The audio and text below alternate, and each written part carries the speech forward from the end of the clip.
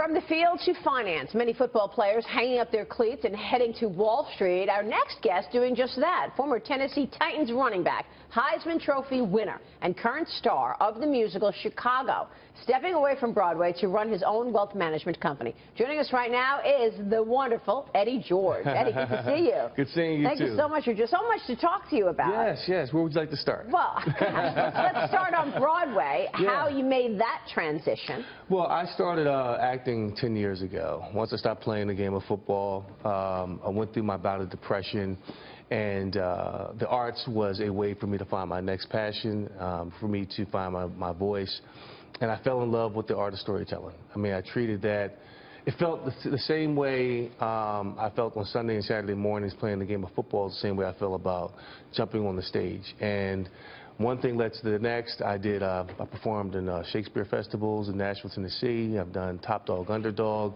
The Whipping Man, and so forth. And an audition was afforded to me in 2014 of November, and I came up on the Ambassador Theater stage and belted out some notes and acted a little bit, and for the Weislers, and he fell in love with it and said, let's give it a shot, and gave me this opportunity. How fantastic. Yeah. And now you're looking to expand now into wealth management. You have already. Well, it's hand in hand. It's not like, well, this morning I want to be a wealth manager, you know, or 2 years ago.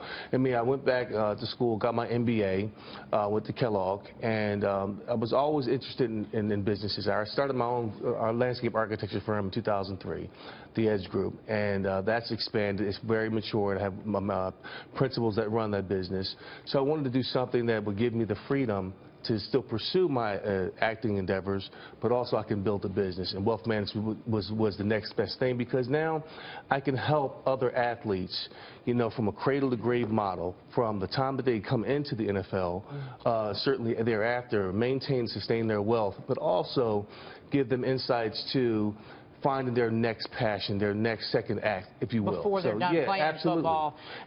I mean, isn't the goal, and this is not a universal problem, but is to convince guys when they first get the big paychecks to not spend the money and not give it to their and not give it to their family, because you want to be generous.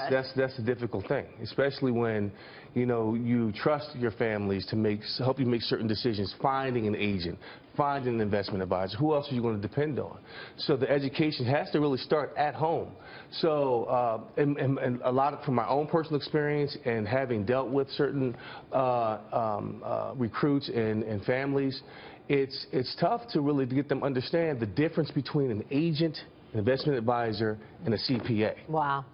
So the understanding of those three different roles and three different functions is very difficult. So it has to start there. Yeah.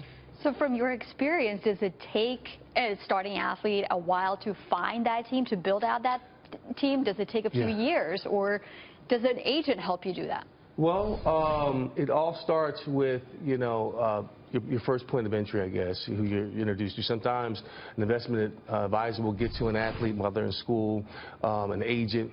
And this is the thing that I'm also doing as well. I'm teaching at Ohio State with the Fisher School of Business about this, the business of professional sports, the differences between the two, the questions you should ask, the various scenarios that you're going to come across in this business, because it's something that they need to understand. If you're going to come into a multi-million-dollar business, you need to understand how it functions and who, in essence, has the power, and ultimately it should be you. And you should be educated on that. Yeah, for sure. You're a true Renaissance man. You are a Renaissance Politics, you could be president. You could be president of the United States. It's an amazing resume you have already. Well, I'm taking one step at a time. I'm trying to build this business first. Politics, I'll leave that up to the experts. Well, that's not worked out so well so far.